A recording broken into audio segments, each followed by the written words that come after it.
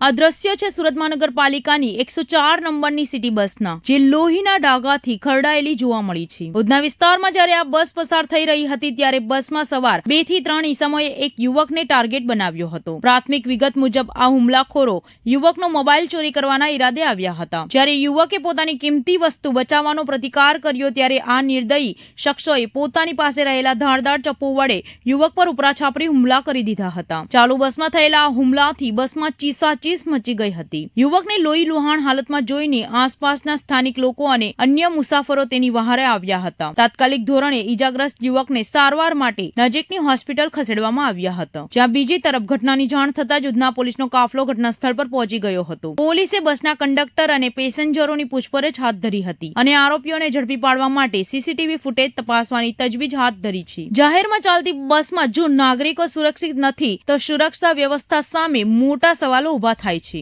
બસમાં યુવક પર હુમલો થયો છે, શું કહેશો? નમસ્તે, સોમનાથ મરાઠે, પરિવહન સમિતિ અધ્યક્ષ, સુરત મહાનગરપાલિકા. આજે ડિંડોલીથી સુરત રેલવે સ્ટેશન સુધી જતી 104 નંબરની બસ જ્યારે ડિંડોલીથી પરત ફરીને સુરત રેલવે સ્ટેશન જતી હતી ત્યારે મિલેનિયમ 4 જે માર્કેટ છે ભાટેના ખાતે, ત્યાં અચાનક સામે 3 યુવક અને 1 યુવક વચ્ચે સીટ પર બેસવા સાથેનો જે ઝઘડો બસમાં પ્રાથમિક માહિતી અનુસાર અમને જે મળ્યો હતો, અને આ જે યુવક જે સામે 3 યુવકોનો જે પ્રતિકાર કરતો હતો, એક યુવકનો મોબાઈલ છૂટવાનો બી આ 3 યુવકે કોશિશ કરી હતી. મને લાગે છે આ બસમાં ફરનારા ટપોરી હોઈ શકે છે અને એના કારણે આ લોકો તરત જ એના પગમાં ચક્કુ માર્યો છે. આ યુવકને તરત 108ના મદદથી હોસ્પિટલ ખસેડવામાં પણ આવ્યો છે.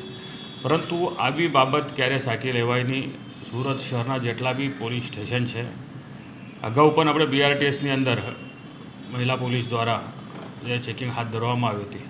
હું શહેરના તમામ પોલીસ સ્ટેશનના PO શ્રીને વિનંતી કરું છું, તમે સિટી બસ હોય કે BRTS બસ હોય, તમે આ બસની અંદર સઘન ચેકિંગ રાખો. જ્યારે પગારની તારીખો હોય ત્યારે પણ ક્યારેક પોકેટમારના બનાવ બનતા હોય છે, મોબાઈલ ચોરીના બનાવ બનતા હોય, પોલીસને તરત જ બસમાં અગર પોલીસ એની ચેકિંગ કરે તો પોલીસને તરત ખબર પડે ભાઈ આ કયા ટપોરી છે અને આ ટપોરીઓ ખરેખર મતલબ ક્યાં જઈ રહ્યા છે કે તપાસ કરે તો આ જે ટપોરીઓ જે ચાકુ માર્યો છે ખરેખર આ પેસેન્જર હતા, આમ જ બસમાં રખડનારા હતા.